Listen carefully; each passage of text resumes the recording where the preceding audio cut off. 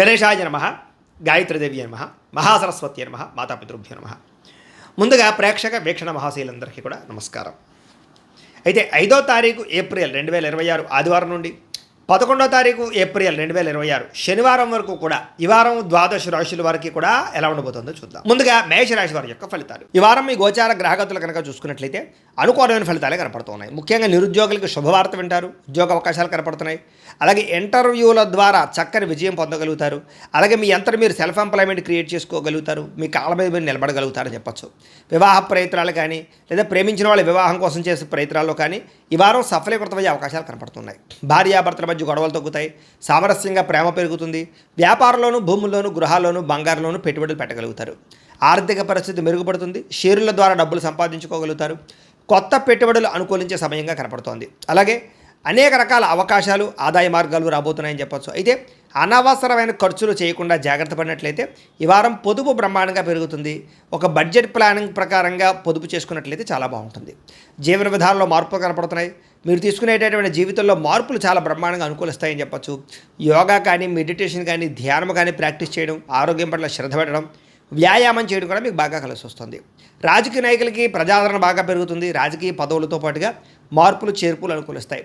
కొత్త ప్రణాళికలు ప్రకటించడానికి కానీ, కొత్త ప్రణాళికలు అమలుపరచడానికి కానీ ఈ వారం చాలా బాగుంది. సినిమా, టీవీ, మీడియా రంగాల వారికి మంచి గుర్తింపుతో కూడుకున్నటువంటి విజయం కనపడుతోంది. అలాగే ఇష్టమైన వస్తువులు, వాహనాలు, యంత్ర పరికరాలు కొనుగోలు చేసుకోగలుగుతారు. బ్యాంకు రుణాలు తీర్చగలుగుతారు. విలువైన వస్తువులు, ఆభరణాలు కొనుగోలు చేసుకోగలుగుతారు. తల్లిదండ్రుల నుంచి రావాల్సిన ఆస్తు, పితృపూర్వక ఆస్తులు సంక్రమించడంతో పాటుగా కోర్టు వివాదాలు పరిష్కారం అవుతాయి. మీరు అనుకున్న లక్ష్యాలు నెరవేర్చుకునే ప్రయత్నం చేస్తారు. ముఖ్యంగా విదేశాల్లో ఉండే వారందరూ కూడా ఆర్థిక పరంగాను, వృత్తిపరంగాను మంచి అవకాశాలు కనపడుతున్నాయి.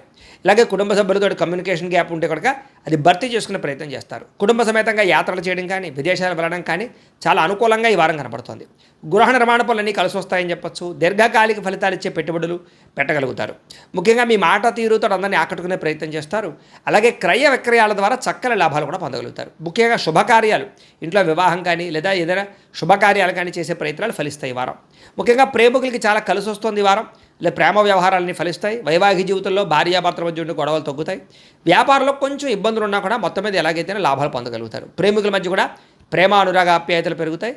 ప్రేమ వివాహాలు ఫలిస్తాయి.